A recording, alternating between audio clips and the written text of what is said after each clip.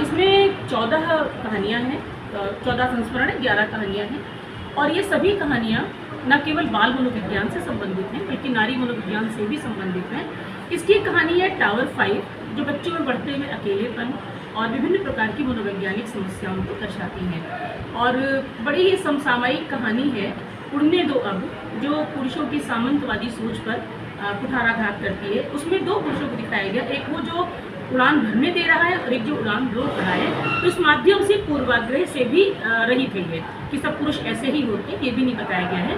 और उसके बाद में इसकी जो शीर्षक कहानी है कालिंदी तुम बहती रहो, ये कालिंदी जीवन का स्वरूप है, जीवन का प्रतीक है और जीवन कभी भी किसी भी परिस्थिति में रुकता नहीं है। इसका नाम है प्रवाहित होते रहना, बहते रहना। मैम ये पहली रचना है आपकी? ये मेरी 18वीं कृति है। 18वीं रचना है।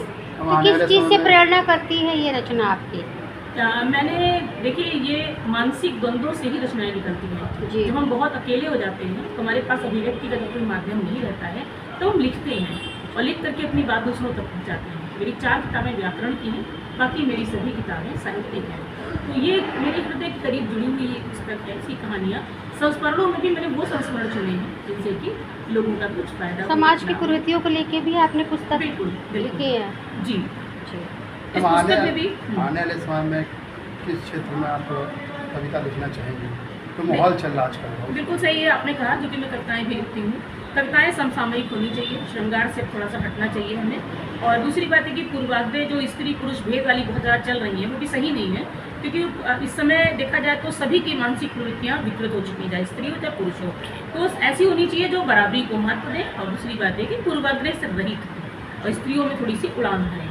तो मैं पुस्तक पढ़ना चाहते हैं और जो पुस्तक प्रेमी उनको क्या संदेश देंगे आज के दिन अपने?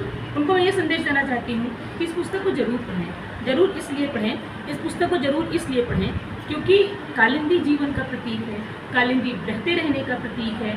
और इसमें संकलित कहानियाँ जैसे गुलमोहर अपने अपने, आप जब पढ़ेंगे इस कहानी को आप भावुक हो जाएंगे, क्योंकि ये घरों की नानी और दादी की बात कहती है। इसकी एक कहानी है ताई जी, जो किन्नर विमर्श को उठाती है। तो विभिन्न प्रकार की कहानियां हैं जो विभिन्न दशाओं और मनोविज्ञान को लेकर के। तो मैम क्या कभी आपने सोचा कि आपकी कहानियों पे फिल्म का भी निर्माण करने की सोची? मैं चाहती हूँ कि मेरी कहानियों पर फिल्म बने, क्योंकि मेरी जितने भी लोगों ने मुझे बताया है उन सभी ने कहा है कि पूरी तरह से पिक्चर आंखों के सामने आ जाती है। और फिल्म का निर्माण भी मैं इसलिए नहीं चाहती हूँ कि मैं प्रसिद्ध हूँ, बल्कि इसलिए चाहती हूँ कि ये चीज़ और लोगों तक पहुँचे।